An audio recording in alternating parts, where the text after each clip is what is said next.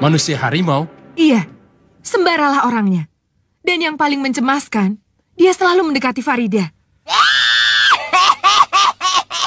Melanjutkan alur cerita film Misteri Gunung Merapi, ini adalah lanjutan cerita dari episode 29, yang mana di episode 29 sedang menceritakan bahwa Bude Rosmina sedang di markasnya Ki Bewok, alias Ki Surogento, untuk menyuruh Ki Surogento guna membunuh Sembara, yang menurut mereka jadi penghalang dalam hubungan Mardian dan Farida. Untuk selanjutnya, Ki Surogento pun menugaskan kepada 4 anak buah paling jitu dalam hal bunuh-membunuh.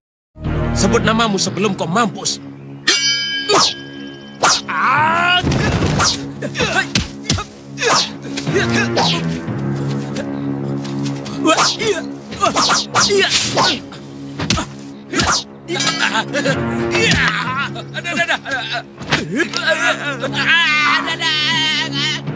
Ya, ternyata Basir pun ikut berpartisipasi untuk melawan para pendekar itu.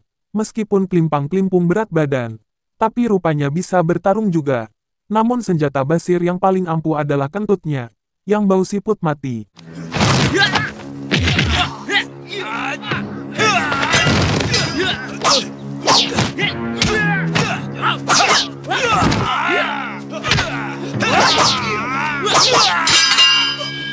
Ternyata memang benar, keempat anak buah Surogento memang tangguh, sehingga Sembara pun hampir kewalahan. Namun untung saja, pada saat itu Panglima Kumbang datang menolongnya.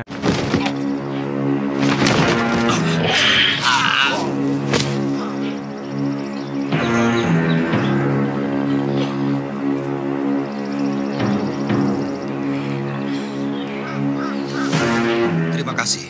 Siapa Kisanak? Aku Panglima Kumbang. Panglima Kumbang?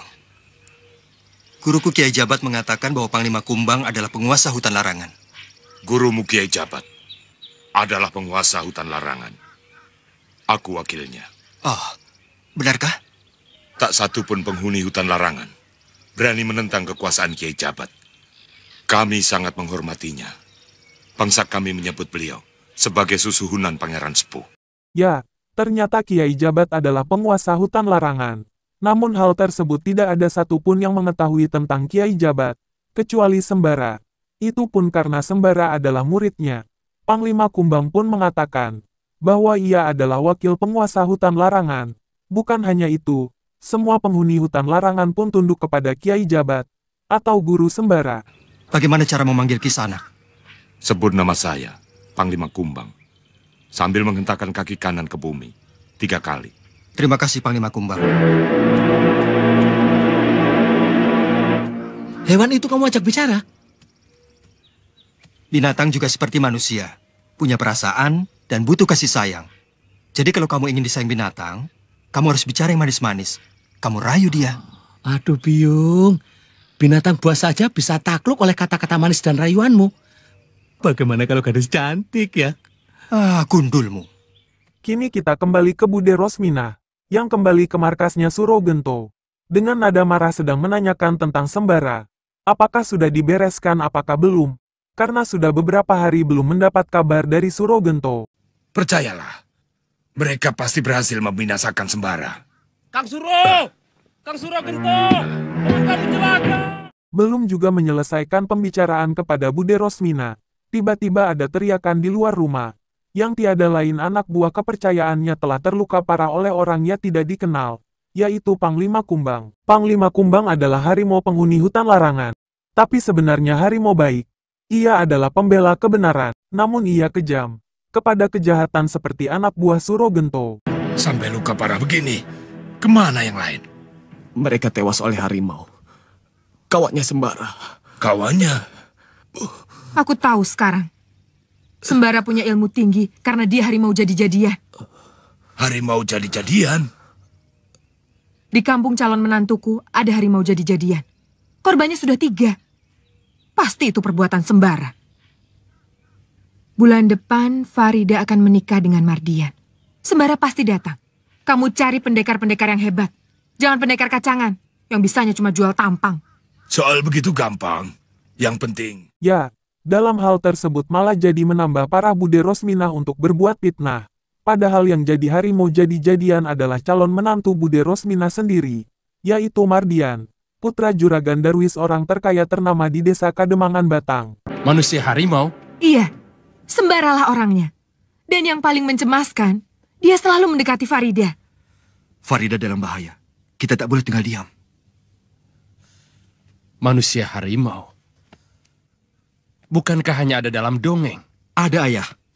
Manusia harimau itu memang ada. Manusia seperti itu akan berubah menjadi harimau pada saat bulan purnama. Dia merasakan lapar yang sangat luar biasa. Lalu gigi taringnya menjadi panjang, kemudian tangan dan kakinya keluar bulu-bulu. Bulu harimau. Kamu tahu dari mana? Dari pengalaman. Nah, Mardian pada saat itu tidak bisa menjawab, karena sebetulnya harimau jadi-jadian tersebut adalah Mardian sendiri. Sudah 3 orang mati korban keganasan Sembara. Juragan, Sembara harus ditangkap, dan jangan dibiarkan hidup. Serahkan pada saya, Ayah. Sekali tembak, mati dia. Kamu jangan sembrono, Mardian. Jangan main tembak seenaknya. Sembara itu manusia. Kini kembali menuju ke Sembara dan Basir, yang pada saat itu sedang berjalan di lokasi area tempat pertarungan tadi. Mereka berdua pun sedang mengobrolkan tentang harimau jadi-jadian. Sembara pun mengatakan, bila diserang harimau jadi-jadian tidak bisa diobati, kecuali oleh orang yang berilmu tinggi. Kini Sembara yang telah tahu bahwa yang menjadi harimau jadi-jadian adalah Mardian calon suami Farida, atau calon menantu Bude Rosmina. Sembara pun ingin pergi ke Pademangan Batang ke desa Mardian. Tapi gigitan harimau jadi-jadian tidak bisa diobati, kecuali oleh orang khusus yang berilmu tinggi.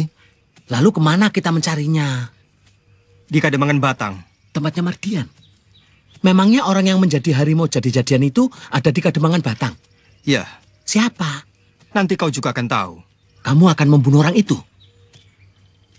Tidak, aku cuma mau membunuh harimaunya. Nanti malam bulan purnama, dan dia akan keluar sebagai harimau. Saat itulah aku akan membunuhnya. Sembara, tunggu. Singkat cerita, kini Sembara pun telah sampai di Kademangan Batang, tepatnya di kediaman Juragan Darwis. Akan tetapi, di sebelah rumah yang tempatnya tidak jauh dari rumah, ternyata sudah diintai oleh Mardian dan gerombolannya Ki Suro Gento. Mardian pun melepaskan tembakan, namun untung saja, tembakan Mardian tidak mengenai Sembara dan Basir.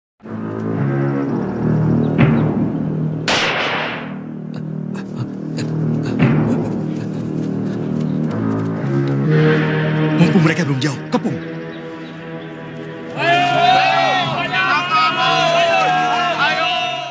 Dan akhirnya, Sembara dan Basir pun dikejar-kejar oleh para gerombolan Ki Suro Gento, yang dipimpin oleh Bude Rosmina.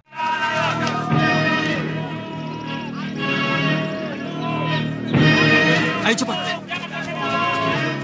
Sampai di sini dulu cerita film Misteri Gunung Merapi untuk episode 30 ini. Mari kita nantikan di episode yang akan datang. Terima kasih.